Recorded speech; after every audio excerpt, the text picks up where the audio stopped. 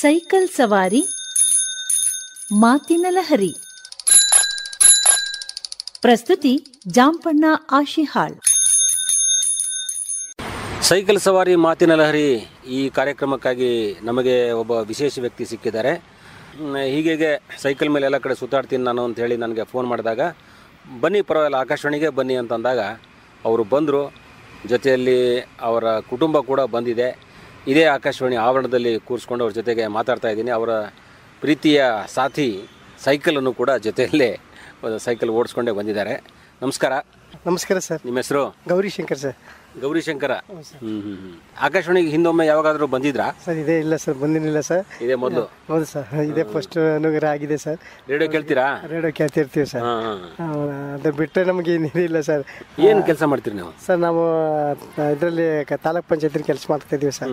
ಅಂದರೆ ರೆಗ್ಯುಲರ್ ಎಂಪ್ಲಾಯಿನಾ? ಹೌದು sir, regular employee sir. ಎಷ್ಟು ವರ್ಷ ಆಯಿತು ಸರ್? ನಾವು ಇಲ್ಲಿಗೆ 26ನೇ ವರ್ಷ ಸರ್ವಿಸ್ ಸರ್. 26 ವರ್ಷ ಸರ್ವಿಸ್ ಆಯಿತು. ಇದೇ ಮೈಸೂರಲ್ಲೇ ಕೆಲಸ ಮಾಡ್ತಿದ್ರೆ? BCM ಬ್ಯಾಕ್ವರ್ಡ್ ಕಮಿಟಿನಲ್ಲಿ ನಾವು ಕೆಲಸ ಮಾಡ್ತೀವಿ. ಸರಿ ಸರಿ. ಹಿಂದುಳಿದ ವರ್ಗಗಳ ಅಲ್ಪ ತಾಲೂಕಾ ಪಂಚಾಯತ್ ಅಧೀನದಲ್ಲಿ ಬರುವಂತ ಕಚೇರಿ ಇದು. ಹಿಂದುಳಿದ ವರ್ಗಗಳ ಕಲ್ಯಾಣ ಇಲಾಖೆ ಸರ್. ಕಲ್ಯಾಣ ಇಲಾಖೆ. ಅಲ್ಲಿ ಏನಂತ? ಅಲ್ಲಿ ಸರ್ ಡಿ ಗ್ರೂಪ್ ಆಗಿ ನಾವು. ಸರಿ ಸರಿ, ಹೌದಾ, ಮಾಡ್ತಾ ಇದ್ದೀರಾ? ಈಗ ಸಹಜವಾಗಿ ಈ ತರ ಕೆಲಸಗಳು ಅಂತಂದಾಗ ಒಂದು ಕಚೇರಿ ಇನ್ನೊಂದು ಕಚೇರಿಗೆ ನಿಮ್ಮನ್ನು ಕಳಿಸ್ತಾರೆ ಸಾಮಾನ್ಯ. ಹೌದು ಸರ್. ವೈಯಕ್ತಿಕವಾಗಿ ನೀವು ಕೂಡ ಬಹಳಷ್ಟು ಅಲ್ಲಿ ಇಲ್ಲಿ ಓಡಾಡಬೇಕಾಗತ್ತೆ. ಈ ಸೈಕಲ್ ಅಂತ ಅನ್ನೋದು ನಿಮಗೆ ಯಾವಾಗಿಂದ ನಿಮ್ಮ ಜೊತೆ ಆಯಿತು? ಸೈಕಲಲ್ಲಿ ನೀವು ಎಷ್ಟು ಖುಷಿಯಿಂದ ಓಡಾಡ್ತೀರಿ? ಸರ್, ನಮಗೆ ಬಾಲ್ಯದಿಂದಲೇ ನಮಗೆ ಸೈಕಲ್ ಅಂದರೆ ಖುಷಿ ಕೊಡ್ತು ಸರ್. ನಮ್ಮ ಮನೆಯಲ್ಲಿ ನಮಗೇನಾದ್ರೂ ತಿಂಡಿ ತಿನ್ನುವಂಥ ಏನಾದ್ರು ದುಡ್ಡು ಕೊಟ್ಟರೆ ನಾವು ತಿನ್ನೋಕ್ಕೆ ಬಳಸ್ಕೊತಿರ್ಲಿಲ್ಲ ಸರ್. ಆ ದೃಷ್ಟಿಯಿಂದ ನಾವು ಕದ್ದು ಪದ್ದು ಅದನ್ನ ಚಿಕ್ಕ ಸೈಕಲ್ ಇತ್ತು ಸರ್ ಅವಾಗ. ಅದನ್ನು ಬಾಡಿಗೆ ಕೊಟ್ಟು ನಾವು 1 ಗಂಟೆಗೆ 50 ಪೈಸೆ ಹಂಗಿಂತ ಇರ್ತಿತ್ತು ಸರ್. ಅದರಲ್ಲಿ ನಾವು ಓಡಾಡ್ಕೊಂಡು ಅದರಿಂದ ನಾವು ಕಲ್ತ್ಕೊಂಡು ಈ ದೊಡ್ಡ ಸೈಕಲ್ಗೆ ಬಂದಿದ್ದೀವಿ ಸರ್. ಬಂದಿದ್ರಿ ಅಲ್ವಾ? ಬರ್ಬರ್ತಾ ಈಗ ಬಾಡಿಗೆ ಸೈಕಲ್ ಅಂತ ಕಲ್ಪನೆ ಇವಾಗಿಲ್ಲ. ಮೊದಲು ಬಹಳ ಇತ್ತು. ನೀವು ದುಡ್ಡು ಕೊಡೋ ದುಡ್ಡನ್ನ ತಗೊಂಡೋಗಿ ಬಾಡಿಗೆ ಸೈಕಲ್ ಓಡಿಸ್ತಿದ್ವಿ. ಅದು ನಿಮ್ದು ನಮ್ದು ಬಹುತೇಕ ಎಲ್ಲರದು ಅಭಿಪ್ರಾಯ ಅದೇ ಇದೆ. ಅವರ ಒಳ್ಳೆ ಒಳ್ಳೆ ಅನುಭವಗಳನ್ನ ಮೇಲಕ್ಕೆ ಹಾಕ್ತಿರ್ತಾರೆ ಎಲ್ಲರೂ. ಕೆಲಸಕ್ಕಂತ ಸೇರ್ಕೊಂಡಾಗ ಎಲ್ಲೆಲ್ಲಿ ಓಡಾಡ್ಬೇಕಾಗತ್ತೆ? ನೀವು ಎಲ್ಲೆಲ್ಲಿ ಹೋಗ್ತಿರ್ತೀರಿ? ಸಮಾಜ ನಾವು ಈಗ ಸಮಾಜ ಕಲ್ಯಾಣ ಇಲಾಖೆ, DC ಕಚೇರಿ ಮತ್ತೆ ಕಾರ್ಯಪಾಲಿಕೆ ಅಭಿಯಂತರದ್ದು ನಮ್ಮ ಆಫೀಸ್ಗಳು ಎಲ್ಲೆಲ್ಲಿ ಸರ್, ಅಲ್ಲಿ ನಮ್ಮ ಸಂಬಂಧಪಟ್ಟ ಜಿಲ್ಲಾ ಪಂಚಾಯತ್ ಎಲ್ಲರೂ ಸಂಬಂಧಪಟ್ಟಿದೆ ಆ ಕಚೇರಿಗಳಿಗೆಲ್ಲ ನಾನು ಈ ಸೈಕಲ್ನಲ್ಲಿ ಹೋಗಿ ನಾನು ಅವ್ರಿಗೆ ಮನವಿಯನ್ನು ಕೊಟ್ಟು ಲೆಟರ್ಗಳೆಲ್ಲ ಕೊಟ್ಟು ಪತ್ರಗಳನ್ನ ತಲುಪಿಸಿ ನಾನು ಅವ್ರಿಗೆ ಸೀಲು ಸೈನ್ ಹಾಕ್ಸ್ಕೊಂಡು ತಗೊಂಡ್ಬಂದು ನಾವು ಬರ್ತೀವಿ ಸರ್. ಗೌರಿಶಂಕರ್ ಅವರೇ, ಏನು ಲಾಭ ಆಗಿದೆ ನಿಮಗೆ ಸೈಕಲಲ್ಲಿ ಓಡಾಡೋದ್ರಿಂದ? ಸೈಕಲಿಂದ ನಮಗೆ ಬಹಳ ಅನುಕೂಲನೇ ಆಗಿದೆ ಸರ್. ಶಕ್ತಿ ಕೊಡುತ್ತೆ. ಆರೋಗ್ಯ ದೃಷ್ಟಿಯಿಂದ ನಮಗೆ ಸೈಕಲ್ ಅನ್ನೋದು ಬಹಳ ಮುಖ್ಯವಾಗಿದೆ ಸರ್. ಮತ್ತು ವಾಯುಮಾಲಿನ್ಯನ ತಡೆಗಟ್ಟಬಹುದು ಸರ್. ಗಾಡಿನಲ್ಲಿ ಹೋಗ್ತಾ ಇದ್ರೆ ವಾಯುಮಾಲಿನ್ಯಗಳು ಮತ್ತು ಅಕ್ಕಪಕ್ಕದವ್ರಿಗೆಲ್ಲ ತೊಂದರೆಗಳಾಗುತ್ತೆ ಸರ್. ಪರಿಸರ ಸ್ನೇಹಿ ಗಾಡಿ ಅದು ಅಲ್ವಾ? ಹೌದು ಸರ್. ಮೊದಲೆಲ್ಲ ಒಂದು ಸೈಕಲ್ ಬಹಳ ಮೇನ್ ಮುಖ್ಯವಾದಂತ ವಾಹನ ಆಗಿತ್ತು ಅವಾಗ. ಹೌದು ಸರ್. ಸೈಕಲ್ ಅಂತಂದ್ರೆ ಬಹಳ ಶ್ರೀಮಂತರು ಅಂತ ತರ ಇತ್ತು ಮೊದಲು. ಚಿನ್ನದ ಬೆಲೆ ಇದ್ದಂಗೆ ಇತ್ತು ಸರ್. ಈಗ ಅವಾಗಂತೂ ಆ ತರ ಅನುಭವ ಇತ್ತು. ಅವಾಗ ಕಷ್ಟಪಡ್ತಿದ್ವಿ. ಈ ಕೆಲಸಕ್ಕೆ ಸೇರ್ಕೊಂಡ್ಮೇಲೆ ಈ ಅನಿವಾರ್ಯವಾಗಿ ಸೈಕಲ್ ಮೇಲೆನೆ ಓಡಾಡಬೇಕು ಅಂತ ಆಯ್ತು. ಯಾಕಂದ್ರೆ ಒಂದು ಕಚೇರಿಯಿಂದ ಇನ್ನೊಂದು ಕಚೇರಿಗೆ ಪತ್ರಗಳನ್ನ ಕೊಡ್ತಾ ತಿರ್ಗಾಡ್ಬೇಕಾಗತ್ತಲ್ಲ. ಆ ಗಾಡಿ ಮೇಲೆನೆ ಓಡಾಡ್ಬೋದಿತ್ತಲ್ಲ ನೀವು ಆಮೇಲೆ? ಸರ್, ಗಾಡಿ ಮೇಲೆ ಅದು ಎಷ್ಟು ಹೇಳಿದ್ರು ಸರ್, ಗಾಡಿಲೇ ಓಡಾಡಿ ಹೇಗೆ ಅಂತಂದ್ರು ಸರ್. ಗಾಡಿ ನನಗೆ ಅಷ್ಟು ಇಷ್ಟಪಡಲಿಲ್ಲ ಸರ್. ನಮ್ಮ ಫ್ರೆಂಡ್ಸು ನಮ್ಮ ಮನೆಯವರೆಲ್ಲ ಹೇಳ್ತಿರ್ತಾರೆ, ಗಾಡಿ ತಗೊಂಡು ಆ ಮಂಡಿನೂ ಬರ್ತದೆ, ಅದು ಬರುತ್ತೆ, ಇದು ಬರುತ್ತೆ ಅಂತ ಎಲ್ಲ ಇದು ಮಾಡ್ತಿದ್ರು ಸರ್. ಫ್ರೆಂಡ್ಶಿಪ್ ಏನು ಕೆಲಸಕ್ಕೆ ಸೇರಿಕೊಂಡು ಒಂದು ಗಾಡೀಲಿ ತಿರುಗಾಡಂತ ಬರೀ ಸೈಕಲ್ ಅದು ಅವ್ರವ್ರ ಅನಿಸಿಕೆ ಸರ್. ಅದು ನಮಗೆ ಆರೋಗ್ಯ ಭಾಗ್ಯ ಇಂಪಾರ್ಟೆಂಟು ಸರ್. ಕರೆಕ್ಟ್. ಜನ ಏನೇ ಅಂದ್ರೂ ನಾವು ಅದನ್ನ ತುಂಬಾ ಒಂದು ಪ್ರೀತಿ ಆಸ್ಥೆಯಿಂದ ಗೌರವದಿಂದ ನಾವು ಸೈಕಲ್ ತುಳಿತಾ ಇರ್ತೀವಿ. ಅದರಿಂದ ನಮಗೆ ಸಾಕಷ್ಟು ಲಾಭ ಆಗ್ತಿರ್ತದೆ. ಗೌರಿಶಂಕರ್ ಸೈಕಲ್ ಓಡಾಡ್ತೀರಿ ನೀವು ಅಂತ ಬೇಕು ಅಂತ ನಿಮಗೆ ಒಂದು ಧೃತಿಗೆಡ್ಸಕ್ಕೆ ಹೇಳ್ತಾರೆ ಅಲ್ವಾ? ಏನಾದ್ರು ತಿಳ್ಕೊಳ್ಳಿ ಸರ್. ಏನಾರ ಸಮಾಜದಲ್ಲಿ ನಾವು ಬದುಕುವಾಗ ಇದೇ ರೀತಿಯಲ್ಲಿ ಇರ್ಬೇಕಾಗತ್ತೆ. ಅಂಕು ಡೊಂಕು ಎಲ್ಲ ಹೇಳೋದು ಸಮಾಜ. ಆದ್ರೆ ನಾವು ಸೀದಾ ಇದ್ರೆ ನಮ್ಗೇನು ಸಮಸ್ಯೆ ಇಲ್ಲ, ಆರಾಮಾಗಿ ನಾವು ಓಡಾಡಬಹುದು. ಏನಾದ್ರೂ ವಿಶೇಷವಾದಂತ ಅನುಭವಗಳು ಈ ಸೈಕಲ್ ಮೇಲೆ ಹೋಗ್ತಾ ಇದ್ದಾಗ ಆಗಿದ್ಯಾ? ಯಾವ್ದಾದ್ರು ಅಪಘಾತಗಳಾಗಿರ್ಬೋದು, ಅಥವಾ ನೀವು ಅರ್ಜೆಂಟ್ ಆಗಿ ಹೋಗ್ಬೇಕಾಗಿರೋ ಜಾಗದಲ್ಲಿ ಅರ್ಜೆಂಟ್ ಹೋಗಕ್ ಆಗ್ತಿರಂಗಿಲ್ಲ ನೆನಪುಗಳು? ಹೋಗಿದೆ ಸರ್, ಆಗಿದೆ. ನಾವು ಕರೆಕ್ಟಾಗಿ ಹೋಗ್ತೀವಿ, ಹಿಂಭಾಗದವ್ರು ಬಂದು ಹೊಡ್ಕೊಂಡು ಹೋಗೋದು. ಮತ್ತು ಈಗ ಸೈಡಲ್ಲಿ ಕಾರ್ ನಿಲ್ಸೋರೆಲ್ಲ ಸುಮ್ಮನೆ ಬುಕ್ಕೊಂಡು ತೆಗೆದು ಬಿಡೋದು, ನಮಗೆ ಒಂಥರ ಆತಂಕಗಳು ಇದಾಗಿರುತ್ತೆ ಸರ್. ಕಚೇರಿಗೆ ಕೆಲಸಕ್ಕೆ ಅಂತ ಹೋಗೋ ಬರೋ ಟೈಮಲ್ಲಿ ಈ ತರ ಒಂದು ಗಾಡಿ ಬಳಸಿದ್ರೆ ನಮಗೆ ಬಹಳ ಅನುಕೂಲ ಆರೋಗ್ಯಕ್ಕೆ. ಹೌದು ಸರ್, ಹೌದು. ಇದರಿಂದ ಅನುಕೂಲ ಇದೆ sir.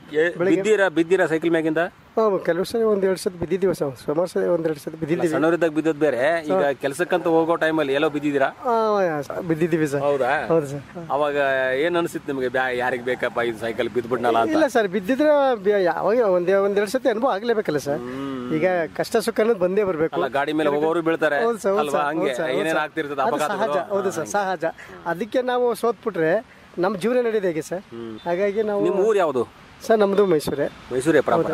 Mysuru sir. So Mysuru ಅವಾಗಲಿಂದ ಈಗ ತನಕ ನೋಡ್ತಾನೆ ಇದೀರಿ. ಮೊದಲೆಲ್ಲ ಮಣ್ಣಿನ ರಸ್ತೆಗಳಿದ್ವು. ಹೌದು ಸರ್. ಅವಾಗ ನಿಮ್ಗೆ ಸೈಕಲ್ ಓಡಿಸಕ್ಕೆ ಎಷ್ಟು ಕಷ್ಟ ಆಗ್ತಿತ್ತು, ಈಗ ಹೆಂಗೆ ಒಳ್ಳೆ ರಸ್ತೆಗಳಿವೆ ಎಲ್ಲ ಕಡೆ ಈಗ? ಅವಾಗ ಸರ್ ಕಲ್ಲುಗಳಿದ್ದು ಬಹಳ ಕಷ್ಟ ಇದೆ ಸರ್. ಕಲ್ಲು ಹಳ್ಳ ದಿಣ್ಣೆಗಳಿದ್ದು ಅವರಿಂದ ಹೋಗ್ಬೇಕು ಅಂತಂದ್ರೆ ಬಹಳಕ್ಕೂ ಸ್ವಲ್ಪ ಭಯ. ಈಗ ಇವಾಗ ಸುರಕ್ಷಿತವಾಗಿ ರೋಡ್ಗಳು ರಸ್ತೆಗಳು. ಸೈಕಲ್ ರಿಪೇರಿ ಯಾವಾಗ ಭಾಳ ಆಗ್ತಿತ್ತು ಆಗ್ತಿದ್ವು ಸರ್. ಅವಾಗ ಒಂದು ಸ್ವಲ್ಪ ಪಂಚರ್ ಆಗ್ಬಿಡೋದು, ಮತ್ತೆ ರಿಮ್ಗಳೆಲ್ಲ ಬೆಂಡ್ ಆಗೋದು ಅವೆಲ್ಲ ಇರ್ತಿದ್ವು. ಆಗಿನಗಿಂತ ಈಗ ಪರವಾಗಿಲ್ಲ ಸರ್. ಈಗ ನಿಮಗೆ ಈ ತರ ಹವ್ಯಾಸಗಳು ಏನಿವೆ? ಈಗ ಸೈಕಲ್ ಮೇಲೆ ಹೋಗಿ ಬರೋದು, ಕಚೇರಿ ತಿರುಗಾಡ್ತೀರಿ, ನಿಮ್ಗೆ ಏನು ಬೇರೆ? ನನಗೆ ಗಾಯನ ಅಂದ್ರೆ ಇಷ್ಟ ಸರ್. ಗಾಯನ ಹಾಡುಗಳಂದ್ರೆ ತುಂಬಾ ಇಷ್ಟ. ಅದು ನಮ್ಮ ಆಕಾಶವಾಣಿಯಿಂದನೇ ಕೇಳ್ಕೊಂಡು ಈಗ ಹಾಡಕ್ಕೆ ನಮಗೆ ಒಂದು ಮಾರ್ಗ ಆಗಿದೆ ಸರ್. ಜಾನಪದ ಭಕ್ತಿಗೀತೆ ಹಾಡ್ತಿರೋ ಅಥವಾ ಚಿತ್ರಗೀತೆ ಭಕ್ತಿಗೀತೆ ಹಾಡ್ತೀವಿ ಸರ್. ಯಾವ್ದಾರ ಒಂದು ಹಾಡಾಡಿ.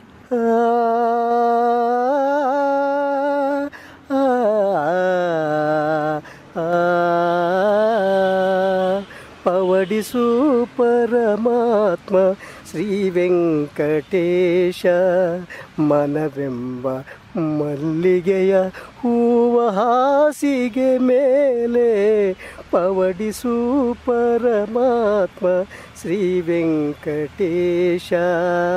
ಸಪ್ತಗಿರಿವಾಸ ರಾಮನಿಗೆ ಕೌಶಲ್ಯ ಲಾಲಿ ಹಾಡಿದ ರೀತಿ, ಅನಸೂಯ ಜೋಗುಳವ ಹಾಡಿನಲಿದ ರೀತಿ.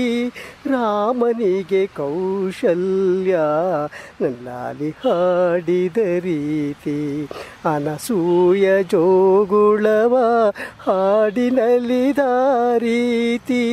ನಿನ್ನ ಮಹಿಮೆಯ ಪಾಡಿ ಪಾದ ಸೇವೆಯ ಮಾಡಿ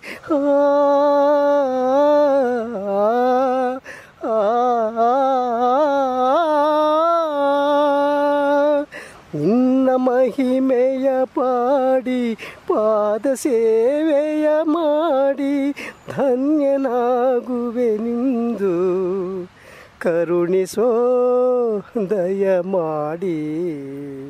ಎಂಥ ಸುಮಧುರವಾದ ಧ್ವನಿ, ಎಷ್ಟು ಚೆನ್ನಾಗಿ ಹಾಡಿದ್ರಿ. ದೇವರು ನಿಮ್ಗೆ ಒಳ್ಳೆ ಧ್ವನಿ ಕೊಟ್ಟಿದ್ದಾನೆ. ಈಗ ಎಲ್ಲೇನಾದ್ರೂ ಹಾಡಕ್ ಹೋಗ್ತೀರಾ? ಹ್ಞೂ ಸರ್, ಎಲ್ಲೆಲ್ಲಾರು ಹೋಗ್ತೀರಾ? ಗಣಪತಿದು ಮತ್ತೆ ಇದೆಲ್ಲ ಮ್ಯೂಸಿಕಲ್ ಪಾರ್ಟಿ ಇದ್ದಾಗ ಹೋಗ್ತೀರಾ ಎಲ್ಲಾದ್ರು? ನಾವು ನಮ್ದೇ ಒಂದು ಆರ್ಕೆಸ್ಟ್ರಾ ಇದೆ ಸರ್. ಮಾಡಿದ್ರ ಸ್ನೇಹಿತರು ಸೇರಿ? ನಮ್ದು ನವಗಾನ ಮಿಲನ ಅನ್ನೋದೊಂದು. ಎಷ್ಟು ವರ್ಷ ಆಯ್ತು ಶುರು ಮಾಡಿ? ಸರ್ ನಾವು ಈಗ ಒಂದು 3-4 ವರ್ಷ ಆಯ್ತು ಸರ್. ಹೌದಾ? ಸರ್ ಸುಮಾರು ಇವಾಗ ಒಂದು 15 ಪ್ರೋಗ್ರಾಮ್. ಎಲ್ಲಿ ಹಾಡ್ತೀರಿ ನೀವು? ಸರ್ ನಾವು ಊರೂರ್ ಕಡೆ ಎಲ್ಲ ಹೋಗಿ ನಿಮ್ ಕರೀತಾರೆ. ಹಾಡುಗಾರಿಕೆ ಅಂತ ಅನ್ನೋದು ಒಂದು ಒಳ್ಳೆ ರೀತಿಯಾದಂತಹ ಗಾಯನ ಧ್ವನಿ ಎಲ್ಲ ಇದೆ. ಹಾಡುವಾಗ ಅದನ್ನ ಅನುಭವಿಸಿ ಹಾಡೋದು ಮುಖ್ಯ. ಅಂದ್ರೆ ಹವ್ಯಾಸ ಅಂತ ಹೇಳಿ ಅನ್ಕೊಂಡ್ರು ಕೂಡ ಅದನ್ನ ಅಲ್ಲಿ ಇಲ್ಲಿ ನಾವು ಬೇರೆ ಕಡೆನೂ ಹೋಗಿ ಹಾಡಬೇಕು ಅಂತ ಅನ್ನುವಂತಹ ಒಂದು ಪ್ರವೃತ್ತಿಯನ್ನಾಗಿ ಅದನ್ನ ಪರಿವರ್ತನೆ ಮಾಡ್ಕೊಂಡಿದೀವಿ. ಅದು ಬೇಕು. ಸೊ ಮನೆಯಲ್ಲಿ ಹೆಂಗೆ ನಿಮ್ ಬಗ್ಗೆ ಏನ್ ಹೇಳ್ತಾರೆ? ಅವರು ಎಂಕರೇಜ್ ಕೊಡ್ತಾರೆ ಸರ್, ಆಡೋದಕ್ಕೆ ಉತ್ತೇಜನ ಕೊಡ್ತಾರೆ. ಹೌದು ಸರ್. ಆಕಾಶವಾಣಿಗೆ ನೀವು ಹಿಂಗೆ ಹೋಗ್ಬೇಕು ಅಂತಂದಾಗ ನೀವು ಮನೆಯಲ್ಲಿ ಹೇಳಿದ್ರ ನಾನು ಆಕಾಶವಾಣಿ ಕರೆದಿದ್ದಾರ ಅಂತ? ಹೌದು ಸರ್, ನಮ್ಮ ಕುಟುಂಬ ಸಹಿತ ಎಲ್ಲ ಅವ್ರಿಗೆ ಹೇಳಿದ್ರೆ ಹೋಗಿದ್ ಬರೋಣ. ನಾವ್ ಇದುವರೆಗೂ ನೋಡೇ ಇಲ್ಲ. ಅಚಾನಕ್ ಆಗಿ ನೀವು ಆಕಾಶವಾಣಿಗೆ ಬಂದಿದ್ದೀರಿ. ಅವ್ರದ್ದು ಒಂದು ಮಾತು ತಗೊಳ್ತೀನಿ. ಅಮ್ಮ ನಮಸ್ಕಾರ. ನಮಸ್ಕಾರ ಸರ್. ನಿಮ್ಮ ಹೆಸರು? ಜಯಲಕ್ಷ್ಮಿ ಸರ್. ಜಯಲಕ್ಷ್ಮಿ, ನೀವು ಹಾಡ್ತೀರಾ? ಹಾ ಸರ್, ಆಡ್ತೀವಿ. ಹೆಂಗೆ ಈಗ ಮನೆಯವರೆಲ್ಲ ಹಿಂಗೆ ತುಂಬಾ ಒಂದು ಒಳ್ಳೆ ಸಾಧಾರಣವಾಗಿ ಒಂದು ನಿಯತ್ತಿನ ಜೀವನ ನಡೆಸ್ತಾ ಇದ್ದಾರೆ. ಸೈಕಲ್ ಮೇಲೆ ಓಡಾಡ್ತಿದ್ರು ಕೂಡ ಜೀವನ ಅಂದ್ರೆ ತುಂಬಾ ಸರಳವಾಗಿ ನಡೆಸಬೇಕು ಅನ್ನೋಂಥ ಒಂದು ಭಾವನೆ ಇದೆ. ಅವ್ರ ಬಗ್ಗೆ ನೀವೇನು ಹೇಳಿ ಬಯಸ್ತೀರಾ? ಅವರ ಸುಮಾರು ನಾವು ಮದುವೆ ಆಗಿ ಒಂದು 18-20 ವರ್ಷ ಆಗಿದೆ ಸರ್. ಅವಾಗಿಂದ ಅವರು ಸರಳ ಜೀವನನೇ ನಡೆಸ್ತಾ ಇದ್ದಾರೆ.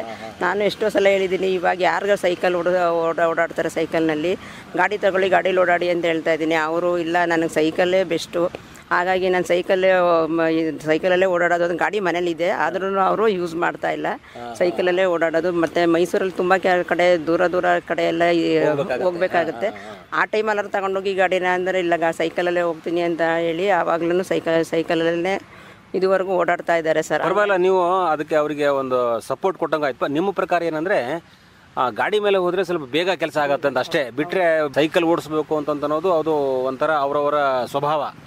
ಹಾಗಾಗಿ ಅವರು ಬಳಸ್ತಾರೆ. ಹಾಡೋದನ್ನ ನೀವು ಯಾವಾಗ ಕಲ್ತ್ರಿ? ಯಾವಾಗ ಮನೆಯಲ್ಲಿ ಸುಮ್ಮನೆ ಹಾಡ್ತಿರೋ ಕ್ಯಾಜುವಲ್ ಆಗೋ ಹಾಡೋದು ನಿಮಗೆ ಮೊದಲೇ ಪ್ರಾಕ್ಟೀಸ್ ಇದೆಯಾ?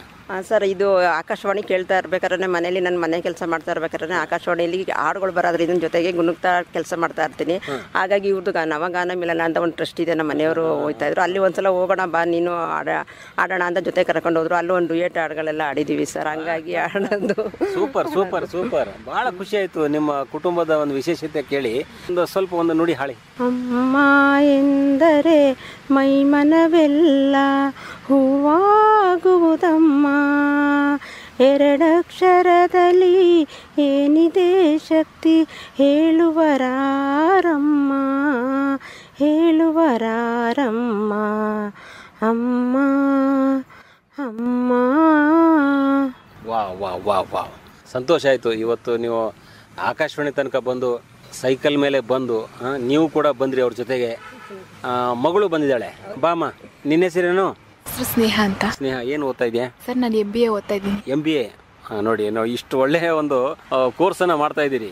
ನಿನ್ನ ಒಂದು ಮನಸ್ಸಿನ ತಕ್ಕಂಗೆ, ನಿನ್ನ ಒಂದು ಓದಿನ ತಕ್ಕಂಗೆ ನೀನು ಅದನ್ನ ಈ ಕೋರ್ಸ್ನ ಆಯ್ಕೆ ಮಾಡ್ಕೊಂಡಿದ್ದೋ ಅಥವಾ ಹೇಗೆ? ಹೌದು ಸರ್, ನಾನು ಓದಿನ ತಕ್ಕಂಗೆ ನಾನು ಕೋರ್ಸ್ನ ಆಯ್ಕೆ ಮಾಡ್ಕೊಂಡಿದ್ದು. ಬಿಸ್ನೆಸ್ ಫೀಲ್ಡಲ್ಲಿ ಇನ್ನೂ ಇಂಪ್ರೂವ್ ಆಗ್ಬೋದು. ಮತ್ತು ಇವಾಗ ಎಲ್ಲ ನಾವೇ ಕೆಲಸದ ಮೇಲೆ ಡಿಪೆಂಡ್ ಆಗೋಕ್ಕಾಗಲ್ಲ ಸರ್. ಬೇರೆ ಕಂಪ್ನಿ ಮೇಲೆ ನಾವೇ ಸ್ವಂತವಾಗಿ ಯಾವ್ದಾದ್ರು ಇಂಟರ್ಪ್ರಿನರ್ಶಿಪ್, ನಾವೇ ಸ್ವಂತವಾಗಿ ಯಾವ್ದಾದ್ರು ಬಿಸ್ನೆಸ್ನ ಸ್ಟಾರ್ಟ್ ಮಾಡಬೇಕು ಅನ್ನೋದಕ್ಕೋಸ್ಕರ ನಾನು MBA ಸೆಲೆಕ್ಟ್ ಮಾಡ್ಕೊಂಡಿದ್ದೀನಿ ಸರ್. ಭಾಳ ಖುಷಿ ಆಯ್ತಮ್ಮ. ನಿಮ್ಮ ಒಟ್ಟು ಕುಟುಂಬದ ಎಲ್ಲ ಮಾತುಗಳನ್ನು ಕೇಳಿದ್ರೆ ಭಾಳ ವಿಶೇಷತೆ ಅನ್ಸುತ್ತೆ. ಅಪ್ಪ ಸೈಕಲ್ ಓಡಿಸೋದನ್ನ ನೋಡಿದೆ, ನಿನ್ಗೇನು ಅನ್ಸುತ್ತೆ? ಸರ್, ಅವ್ರ ಥರ ಸಿಂಪ್ಲಿಸಿಟಿ ನಾವು ನೋಡಿ ಕಲಿಬೇಕು. ಇವಾಗೆಲ್ಲ ಲಕ್ಸುರಿ ಲೈಫ್ ಲೀಡ್ ಮಾಡೋಕ್ಕೆ ಇಷ್ಟಪಡ್ತಾರೆ ಹೊರತು ಯಾರು ಈ ಥರ ಸಿಂಪಲಾಗಿ ಸೈಕಲ್ ಹೊಡಿಬೇಕು ಅಂತ ಅಂತಾರೆ. ಎಲ್ಲ ಇವಾಗ ಯಾವ್ದು ಮಾಡ್ರನ್ ಗಾಡಿ ಬರುತ್ತೆ ಅದನ್ನೇ ತೊಗೋಬೇಕು, ಅದರಲ್ಲೇ ಓಡಾಡಬೇಕು ಅಂತ ಅಂತಾರೆ. ಅವ್ರ ಸಿಂಪ್ಲಿಸಿಟಿನ ನೋಡಿ ನಾವು ಕಲ್ತ್ಕೋಬೇಕು ಸರ್. ಸಾಕು ಬಿಡು. ಬಹುಶಃ ಈ ಒಂದು ವ್ಯಾಖ್ಯೆ ಸಾಕು ಕಾಣಿಸುತ್ತೆ. ಮಕ್ಕಳು ತಂದೆ ತಾಯಿಗಳ ಸಿಂಪ್ಲಿಸಿಟಿ ಆಗಲಿ ಅಥವಾ ತಂದೆ ತಾಯಿಗಳು ಏನು ಹೇಳ್ತಾರೆ ಅದನ್ನು ಅನುಸರಿಸಿದ್ರೆ ಸಾಕು.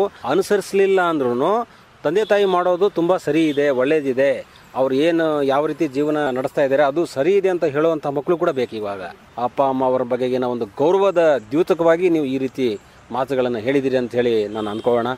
ಗೌರಿಶಂಕರ್, ನಿಮಗೆ ತುಂಬ ಧನ್ಯವಾದಗಳು. ಈ ನಮ್ಮ ಕಾರ್ಯಕ್ರಮಕ್ಕಾಗಿ ಇಷ್ಟು ಮಾತಾಡಿದಿರಿ. ಬರೋ ದಿನಗಳಲ್ಲಿ ನಿಮಗೆ ಒಳ್ಳೆಯದಾಗಲಿ, ನಿಮ್ಮ ಆರೋಗ್ಯ ಇನ್ನೂ ತುಂಬ ಚೆನ್ನಾಗಿರಲಿ, ನಿಮ್ಮ ಕುಟುಂಬ ತುಂಬ ಚೆನ್ನಾಗಿರಲಿ. ಈ ಸಮಯದಲ್ಲಿ ನಾವು ಎಲ್ಲ ಕೇಳುಗರ ಪರವಾಗಿ ನಿಮಗೆ ಹಾರೈಸ್ತಾ ಇದ್ದೇವೆ. ನಮಸ್ಕಾರ. ಸೈಕಲ್ ಸವಾರಿ ಮಾತಿನ ಲಹರಿ ಕಾರ್ಯಕ್ರಮ ಕೇಳಿದಿರಿ. ಸೈಕಲ್ ಸವಾರಿ ಮಾಡಿ ಪ್ರಸ್ತುತಪಡಿಸಿದವರು ಜಾಂಪಣ್ಣ ಆಶಿಹಾಳ್.